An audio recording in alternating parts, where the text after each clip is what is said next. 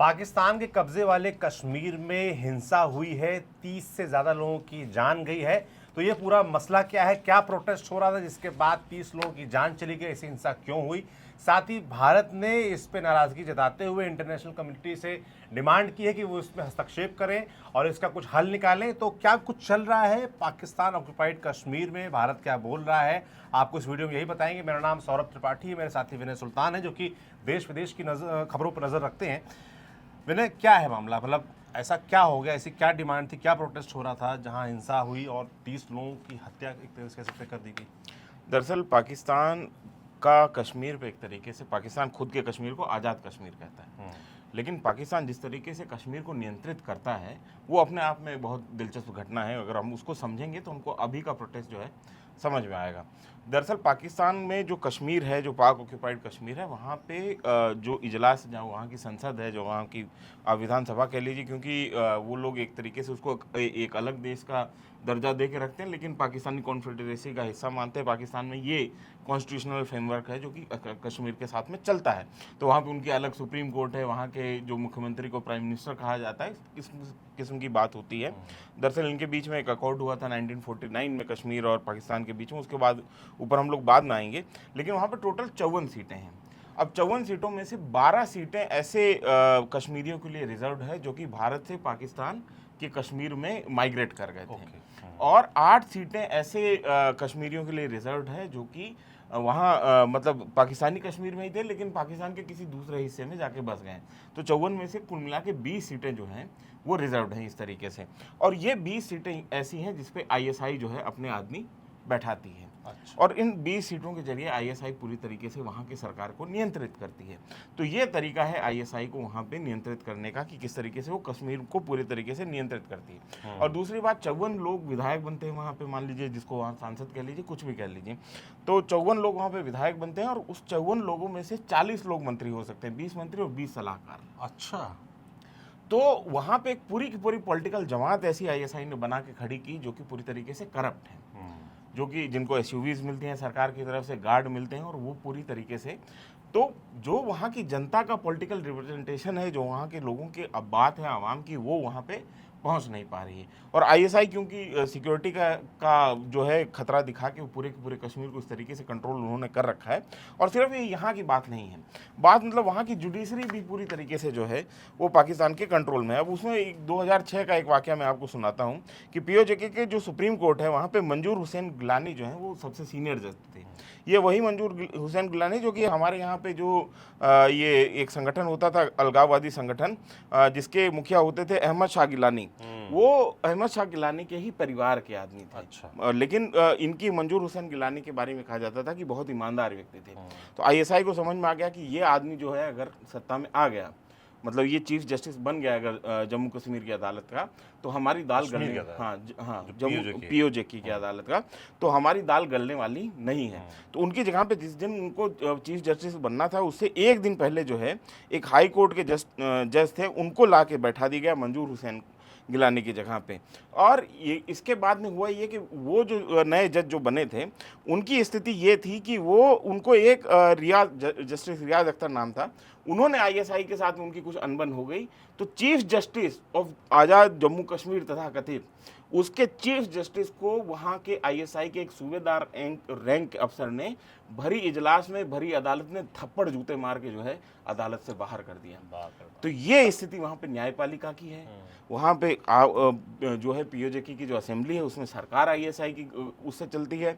तमाम वहाँ पे मंगला स्ट्राइक और तमाम जो है वहाँ पे फौज की जो है पोजिशनिंग है, हाईली मिलिट्राइज जोन है, वो भारत की का डर दिखा के जो है पूरे में जो है आप ये समझिए पाकिस्तानी आर्मी की जगह जगह डिप्लॉयमेंट है वहाँ पे। उसके अलावा रेंजर्स की डिप्लॉयमेंट है वहाँ पे, पाकिस्तानी रेंजर्स की डिप्लॉयमेंट है।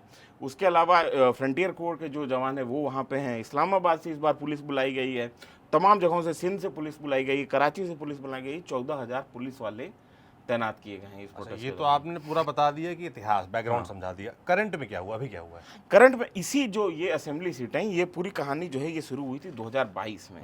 दरअसल उस समय क्या हुआ था कि आटे के दाम बढ़ गए थे। आटे के दाम बढ़ने के अलावा जो है बिजली की रेट बढ़ गई थी। और वहाँ पे जो सबसे बड़ा डैम है पाकिस्तान में, मंगला हाइड्रो पावर डैम, जहाँ से बिजली बनती है, और वहाँ से बिजली बनने के बावजूद जो है जम्मू कश्मीर में बिजली पाकिस्तान के दूसरे इलाकों के मुकाबले ज़्यादा महंगी थी। तो एक तो बिजली के दाम घटाने पे, और दूसरी बात जो है कि वहाँ पे आटे के दाम बढ़ रहे थे, इसके ऊपर जो है प्रदर्शन शुरू हुए। लोगों ने क्या किया कि अपने बिजली के बिल जलाने शुरू कर दिए। तो बिजली के बिल की होलियां जलाई गई वहाँ पे। तो ये साल 2022 में के जुलाई में ये प्रदर्शन शुरू हुआ। उसके बाद में तमाम जो ट्रांसपोर्टर हैं, वहाँ पे दुकानदार हैं, सबने मिलके एक आप ये सोचिए कि सिविल सोसाइटी ऑर्गेनाइजेशन बनाया, जिसका नाम रखा joint Awami action committee of Jammu Kashmir, joint Awami action committee. तो ये ऐसी जॉइंट एक्शन कमेटी ऐसा संगठन था जिसका किसी भी राजनीतिक दल से कोई भी वास्ता नहीं था। मई 2024 में अवामी एक्शन कमेटी की तरफ से जो प्रदर्शन हुआ, उसके बाद में उनकी 38 सूत्री मांगे थी टोटल, बड़ी बड़ी। उसमें से 24 मांगे जो है पाकिस्तान ने मान ली। अच्छा। पाकिस्तानी सरकार में, जिसमें से गेहूं की कीमत को 7500 रुपये प्रति क्विंटल से घटा के 5000 कर दिया गया। बिजली की कीमत जो है वो 6 रुपये प्रति यूनिट से घटा के 3 रुपये प्रति यूनिट कर दी गई, सब्सिडी दी गई। और इसके अलावा 2200 करोड़ रुपए का पैकेज, स्पेशल पैकेज जो है वो पाकिस्तानी जम्मू कश्मीर को मिला। तो इस बात के ऊपर जो है, लेकिन जो दो बातों पर बात अटकी रही। पहली ये कि कश्मीर का ये कहना था, वहाँ के कश्मीर के लोगों का, जॉइंट एक्शन कमेटी का ये कहना था कि यहाँ पे जो जितने भी हाइड्रो प्रोजेक्ट्स हैं उसकी रॉयल्टी जो है वो कश्मीर सरकार को मिलनी चाहिए। पाकिस्तान में क्योंकि सारी बिजली सप्लाई होती है, तो हमको रॉयल्टी इसकी मिले और हमको सब्सिडाइज रेट पे जो है बिजली मिले। तो सब्सिडाइज रेट पे तो बिजली मिलने लगी, लेकिन रॉयल्टी का मसला जो है अटका रहा। दूसरी बात यह है कि 12 ये जो रिजर्व सीटें हैं इनको ख़त्म किया जाए। तो ये कहा जा रहा था। अब ये 12 सीटें जो खत्म कर दी जाती तो उसके बाद में आईएसआई का एक तरीके से पकड़ चली जाती, वो कि खत्म होने वाली नहीं थी। तो अब जो नई मांग थी वो इसी 12 सीटों को लेकर नया प्रदर्शन नए सिरे से शुरू हुआ। और इस प्रदर्शन में लगातार जो है कहा जा रहा था अवामी एक्शन कमेटी के द्वारा कि आप कोई भी यहाँ पे जो प्रदर्शनकारी आ रहे हैं वो हथियार लेके ना आए।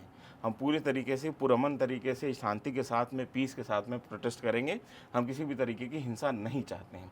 लेकिन हुआ क्या कि 5 तारीख को, 5 जून को ही वहाँ पे ये हुआ कि इंटरनेट पूरी तरीके से ब्लॉक कर दिया गया। 5 तारीख को। तो 6 तारीख को जो है प्रदर्शन शुरू हुआ। हालांकि 9 तारीख को प्रदर्शन का कॉल था। तो 6 तारीख को वहाँ पे जो आज़ाद पट्टन एक इलाका पड़ता है जो कि कश्मीर और पाकिस्तान को जोड़ता है, तो उस पूरे के पूरे रास्ते पे ब्लॉकेट लगा दिया गया कि इधर से हम आपको किसी को आने नहीं देंगे। फिर 7 तारीख को फायरिंग के इंसिडेंट शुरू हो जाते हैं। 8 तारीख को फिर फायरिंग शुरू होती है। तो रावलाकोट एक जगह पड़ती है, वहाँ पे मीरपुर एक जगह पड़ती है, भीमबर एक जगह पड़ती है। तमाम जगहों पर जो है लगातार गोलीबारी वहाँ पे होती रही। और जो वहाँ पे लोगों की जो बात आ रही है, जो लोग वहाँ पे बोल रहे हैं, ऑफिशियल आंकड़ा नहीं है, वो ये कह रहे हैं कि 200 से ज़्यादा कैजुअलिटी हुई है।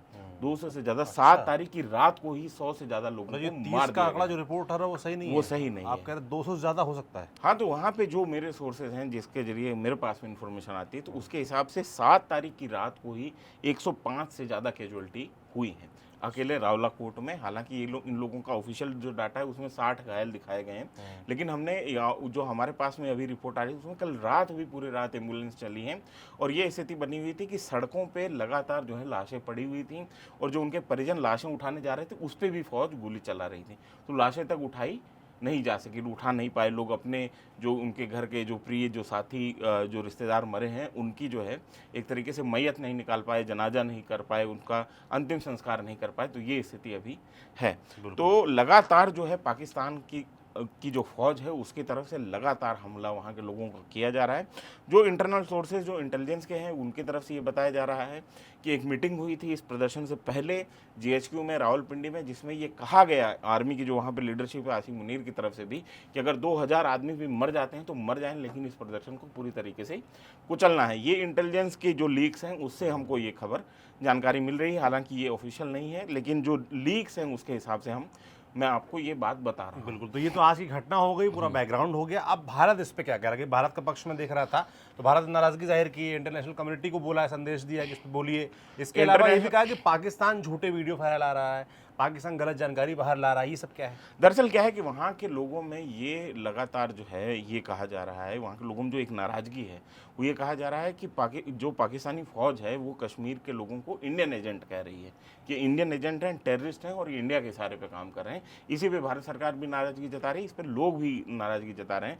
और कई लोगों का ये कहना है कि हम जो है हमारे कश्मीर को, जो पाकिस्तानी कश्मीर है, वहाँ के लोग उसको आज़ाद कश्मीर कहते थे, और जो पाकिस्तान भारत के तरफ जो कश्मीर है, भारत का जो हिस्सा है, उसको कहते थे मकबूजा कश्मीर, मतलब ऐसा कश्मीर जो कि ऑक्यूपाइड कश्मीर है। अच्छा। तो ये उनकी शब्दावली थी। जैसे हम POJ कहते हैं, पाक एडमिनिस्ट्रेटेड जम्मू एंड कश्मीर, है ना, और भारतीय कश्मीर, ये हम लोग इस तरीके की शब्दावली इस्तेमाल करते हैं, तो उस तरीके से वो भी करते हैं। लेकिन अब उनका कहना है कि हम दरअसल हमको ये महसूस हो रहा है कि हम मकबूजा कश्मीर हैं और वो लोग जो भारत की साइड में वो आज़ाद कश्मीर हैं। तो उनका ये कहना है कि जहाँ पर कायदे से डेमोक्रेसी लागू नहीं है, जहाँ पे इलेक्शन चोरी हो रहे हैं, इलेक्शन की रिगिंग हो रही है, आवाम के पास में खाने के लिए दाना नहीं है, उनको बिजली नहीं मिल रही है, और वो अपने पॉलिटिकल रिप्रेजेंटेशन की, राइट टू रिप्रेजेंट की बात कर रहे हैं कि हमको अपना अधिकार होना चाहिए कि हम खुद को रिप्रेजेंट कर पाएँ, वो भी हमको नहीं मिल रहा है। और जो न्याय के नाम पे वहाँ पे ऐसा मजाक हो रहा है कि चीफ जस्टिस को जो है सूबेदार रैंक का ISI का अधिकारी जो है थप्पड़ जूते मार के भरी अदालत से बाहर निकाल दे रहा है। तो वहाँ पे किस किस्म का जो है, आपको ये समझिए मिलिट्री कंट्रोल है, उसको आपको समझना पड़ेगा। तो ये स्थिति अभी जो है जम्मू कश्मीर की बनी हुई है। इंटरनेशनल कम्युनिटी से कुछ आया, कोई मैसेज, कोई बात? जम्मू कश्मीर में खासतौर पे जम्मू कश्मीर का डायस्पोरा जो है वो बहुत मजबूर है। खासतौर पे इंग्लैंड और अमेरिका जैसे तमाम वेस्टर्न देशों में आपको कश्मीरी खूब मिल जाते हैं। और मैं वहाँ के भी प्रदर्शन देख रहा था, तो वहाँ पर भी लोग कहते थे कि हम अक्सर जो है भारतीय एम्बेसी के बाहर जो खड़े होकर प्रदर्शन करते थे और तमाम किस्म की बातें करते थे कि भारत में इस तरीके से जम्मू कश्मीर में ये घटना हो रही है, फौज ऐसा कर रही है, वैसा कर रही है, तमाम जो नैरेटिव पाकिस्तान की तरफ से फैलाया जाता है। लेकिन आज हमको हमारे ही देश के खिलाफ जो है प्रदर्शन करना पड़ रहा है। तो ये वहाँ पे जो कश्मीरी डायस्पोरा जो विदेशों में रह रहा है वो कह रहा है। और उसके बाद में ये हुआ है एक बड़ा डेवलपमेंट कि यूके में 50 जो वहाँ के सांसद हैं उन्होंने बाजाबता लिख के, वहाँ के जो फॉरेन सेक्रेटरी उनको लिख के, लेटर लिख के बोला है कि जो ह्यूमैनिटेरियन क्राइसिस है और ह्यूमन राइट का जो वायलेशन पाकिस्तान में हो रहा है कश्मीर में, उसके ऊपर जो है कार्रवाई की जाए, उसके ऊपर जो है मांग उठाई जाए, उसको उसके अनदेखी अब जो है नहीं की जा सकती। क्योंकि आप ये समझिए कि 7 तारीख की रात को, अकेली रात को जो है 100 से ज़्यादा लोग मार दिए गए। 105 का जो है डिटेल हमारे पास में कि 105 लोगों को मौत के घाट वहाँ की फौज ने उतार दिए। और ये सारा पहली बार नहीं है। आप ये समझिए 1948 में जब पाकिस्तान की तरफ से पहली कबीलाई कार्रवाई हुई, जब वहाँ पे कबीलाई पहली बार आए जो खैबर पख्तूनख्वा से, तो वहाँ पे ये स्थिति बनी। वो इतना विभत्स दृश्य था कि मैं यहाँ पे लिख के लाया हूँ कि उस समय हुआ क्या था। तो जो चश्मदीद हैं उस पूरे, तो एक पत्रकार थे ख्वाजा अब्दुल समद, उन्होंने जो मुजफ्फराबाद पे जो कबीलाई हमला हुआ था उसका जो है आंखों देखा हाल लिखते हुए कहा कि कबीलाई हमले में मुजफ्फराबाद को पूरी तरीके से तबाह कर दिया। हिंदू और मुसलमान दोनों के घर लूटे गए, दुकानें और बाजार लूटे गए, मंदिर तोड़ डाले गए, मस्जिदों को नापाक कर दिया गया। अकेले मुजफ्फराबाद में 5000 लोगों को मौत के घाट उतार दिया गया एक दिन। 1600 औरतों को अगवा कर लिया गया, उनके साथ सामूहिक बलात्कार हुए। लेकिन 26 से 29 नवंबर 1947 के बीच में कबीलाइयों ने बारामूला में जो जुल्म किया उसका सानी खोजना मुश्किल है। तो ये भी जो है मुजफ्फराबाद के बाद में बारामूला में जो जुल्म किया गया कबीलाइयों द्वारा, तो उसमें क्या हुआ इसके बारे में वो कह रहे हैं कि इतना विभत्स था कि उसका सानी खोजना मंजूर है। और जब हम लोगों ने बारामूला में कोशिश की कि बारामूला में क्या हुआ था ये जानने की कोशिश की, तो आप जान के हैरान रह जाएंगे कि पाकिस्तानी फ़ौज जो कि कबीलाइयों की शक्ल में आई हुई थी, वहाँ का अफरीदी कबीला खैबर पख्तूनख्वा का, वो भी कबीलाई जो हमलावर थे, उन्होंने बारामूला में एक दिन में 11,000 लोगों को मौत के घाट उतार दिया। आप ये स्थिति देखिए, हॉस्पिटल नहीं छोड़े। कई इंसिडेंट ऐसे हैं जहाँ पे एक महिला ने कुछ आधे एक घंटे पहले एक बच्चे को जन्म दिया, उस महिला को मार दिया गया, उसको जो ध्यान रख रही थी, जो क्रिश्चियन मिशनरी की नन थी, उसको मार दिया गया, उसके बच्चे तक को मार दिया गया, 6 घंटे के बच्चे को मार दिया गया। तो ये विभत्सता जो है, और आप ये समझिए कि BBC को बाद में उन कबीलाइयों ने इंटरव्यू दिया तो उन्होंने ये कहा कि जो भी कश्मीर कैंपेन में गए थे, खैबर पख्तूनख्वा से अफरीदी ट्राइब के जितने भी लोग गए थे, उनमें से एक भी आदमी ऐसा नहीं था जो वॉर मतलब ट्रॉफी जो में औरतों को ना लेकर आया हो।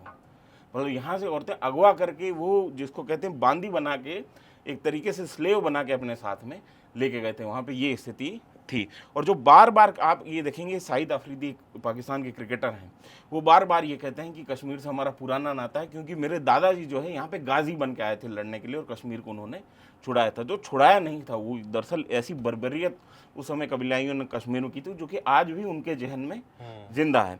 तो ये पूरा का पूरा कश्मीर का जो ये पहली बार नहीं हो रहा, कश्मीर को बार बार पाकिस्तानी फौज ने रौंदा है, एक बार नहीं कई बार रौंदा है।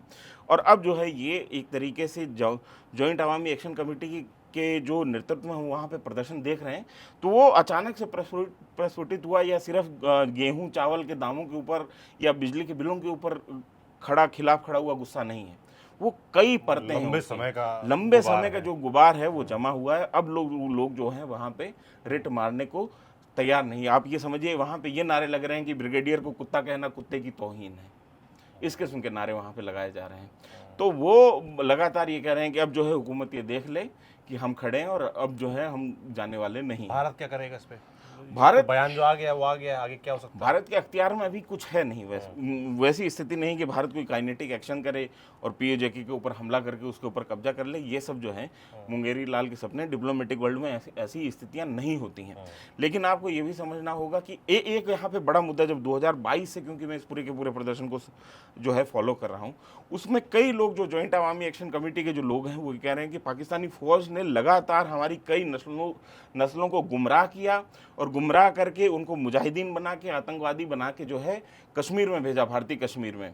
और वहाँ से स्थिति ये हुई और वो हमारी पूरी नस्लें ख़त्म कर दी इन लोगों ने अपने हित साधने के लिए, भारत के खिलाफ लड़ाने के लिए। जबकि उन्होंने बाकायदे कैंपेन चलाई कि आप एलईटी जो लश्कर तैयबा है, जैश ए मोहम्मद है या हिजबुल मुजाहिदीन जैसे इस तरीके के जितने भी आतंकी संगठन, उसमें आप भर्ती मत होइए, क्योंकि ये रास्ता कहीं नहीं जाता है। क्योंकि आपको याद होगा कि 70 के दशक तक, मतलब इवन 80s तक भी भारत का जो कश्मीर है और ये जो मुजफ्फराबाद है पाकिस्तान का कश्मीर है, इसके बीच में बसें चलती थी, लोग आराम से आते जाते थे, व्यापार होता था। हालांकि दो अलग देश थे, लेकिन एक फ्री मूवमेंट रिजीम वहाँ पे काम करता था, दोनों तरफ के लोग इधर उधर आ जा सकते थे। लेकिन जब से ये स्थितियाँ बिगड़ी, वहाँ पे मिलिटेंसी आई, उसके बाद से लोगों का व्यापार कट गया। लोग पूरी तरीके से, क्योंकि कश्मीर के पास में रिसोर्सेज बहुत हैं, लेकिन कश्मीर में जब आप पाकिस्तानी कश्मीर के कोई और भी वीडियो ऐसे देखेंगे यूट्यूब पे, तो आपको समझ में आएगा कि वहाँ पे ना तो कोई डेवलपमेंट हुआ है, वहाँ पे लोग बहुत बदतर हालातों में रह रहे हैं, बहुत भयंकर गरीबी है। और ये इस वजह से हुआ क्योंकि एक ट्रेड रूट, जो अकेला ट्रेड रूट था कि मुजफ्फराबाद में पैदा होने वाली सेव भी जो है वो दिल्ली पहुँच रही थी, वो भी पूरी तरीके से बंद कर दिया गया। तो ये स्थिति वहाँ पे कश्मीर की अभी बनी हुई है, हालात बहुत गंभीर हैं। और क्योंकि हम ये समझते हैं कि वो कश्मीर भी हमारा ही हिस्सा है, हालांकि पाकिस्तान के कब्जे में है, तो वहाँ की जनता के ऊपर जो हमले हो रहे हैं वो दरअसल भारतीय जनता के ऊपर ही हमले हो रहे हैं। इसका हमको सबको मिल के जो है जितना विरोध हम लोग कर सकते हैं हमको करना चाहिए। बिल्कुल विरोध करना चाहिए और भारत सरकार ने विरोध जताया भी है। और अब देखने वाला होगा कि इसमें आगे क्या होता है। बाकी पाकिस्तान का तो काम वही है, झूठ फरेब वो अपना कर रहे हैं। अब जो आंकड़ा निकल के आ रहा है वो ऑफिशियली 30 लोगों का आ रहा है, पर सुल्तान बता रहे हैं उनके सोर्सेस 200 से ज़्यादा लोगों की हत्या हो चुकी है। तो ये जुल्म का सिलसिला जो लंबे समय से चला आ रहा है वो अभी भी पाकिस्तान के कब्जे वाले कश्मीर में जारी है। हम उम्मीद करेंगे कि इसका आज नहीं तो कल कभी न कभी अंत हो और वहाँ के लोगों को न्याय मिले और जो कश्मीर हमारा है वो हमारे पास वापस आए। बाकी जो अपडेट्स थे इस पूरे मसले को लेकर वो आपको हमने बताए, नज़र हम रखेंगे इस पूरी खबर पर। मेरे साथी विनय सुल्तान जो लगातार ऐसी खबरों पर नज़र रखते हैं, उन्होंने आपको सारी जानकारी दी। आपको ये जानकारी कैसे लगी कमेंट बॉक्स में लिखकर ज़रूर बताएं। मेरा नाम सौरभ त्रिपाठी, मेरे साथी विनय सुल्तान, कैमरे के पीछे अनूप है। शुक्रिया।